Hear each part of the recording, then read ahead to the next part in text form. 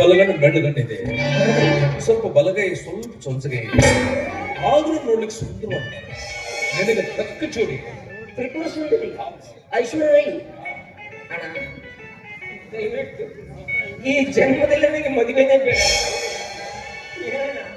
ಚೊಂಚಗಾಲು ಚೊಂಚ ಕೈ ಬೆಳಗಮ್ಮ ಮಂಟಪವನ್ನು ಮಾಡ್ತೀರಾ? ನಿನ್ನ ಮನೋಪ್ಪದೊಂದಿಗೆ ಮದುವೆ ಮಾಡ್ಲಿಕ್ಕೆ ನಾನು ನಿನ್ನ ಮುಟ್ಟಾಗಿ ತಿಳ್ಕೊಂಡಿದ್ದೀಯ. ನೋಡು ಅಣ್ಣ, ನಾನು ಪ್ರೀತಿಸಿದ ಹುಡುಗಿ ಇವಳೇ ಎಂದು ನೀನು ಬೆರಳು ಮಾಡಿ ತೋರಿಸಿದರೆ ಸಾಕು, ಆ ದೇವರ ಸಾಕ್ಷಿಗೆ ಅವಳೊಂದಿಗೆ ನಿನ್ನ ಮದುವೆ ಮಾಡ್ತೀನಿ. ಅಣ್ಣ ನೀವಿಬ್ರು ಮನುಷ್ಯರೇ ಅಲ್ಲ, ಸಾಕ್ಷಾತ್ ಇನ್ನೊಂದು ವಿಷಯ, ನಾನು ಫೋನ್ ಮಾಡಿದ್ದಾನೆ ನಿಮ್ಗೆ ಕಾಲೇಜ್ ಫಂಕ್ಷನ್ ಬನ್ನಿ ಅಂತ. ಯಾಕೆ ಬರಲಿಲ್ಲ? ಸಂಘದ ಕೆಲಸ, ಗ್ರಾಮದ ಕೆಲಸ, ಹೀಗಾಗಿ ಬರ್ಲಿಕ್ಕಾಗಿಲ್ಲ.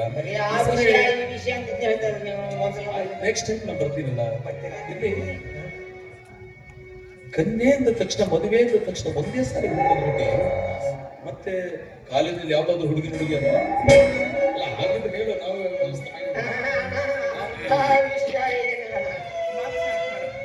ನಿನಗೆ ಜೈಲಿಡಲು ಕುಲದೇವಿ ಮಂದಿರಕ್ಕೆ ಹೋಗಿ ಈ ಫಲ ನೈವೇದ್ಯ ಮಾಡ್ಕೊಂಡು ಬಂದ್ಬಿಡು.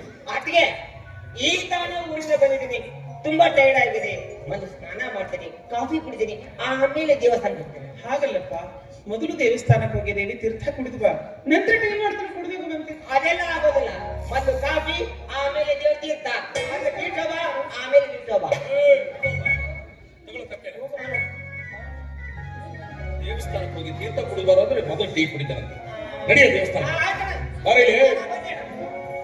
ಈಗ ಎಲ್ಲಿಂದ ಬಂದೆ ನೀನು? ಅದು ನಾನು ಊರಿಂದ ಬೆಂಗಳೂರಿಂದ ಬಂದೆ. ಬೆಂಗಳೂರಿಂದ ಬಂದೆ. ಸ್ನಾನ ಮಾಡಿದೆ ಅಲ್ಲೋ? ಸ್ನಾನ ಮಾಡದೆ ಯಾರಾದ್ರೂ ದೇವಸ್ಥಾನಕ್ಕೆ ಹೋಗ್ತಾರೆ? ಅವಳು ಹೇಳಿಬಿಟ್ಟು ಅವನು ಹೊರಟು ಬಿಟ್ಟ.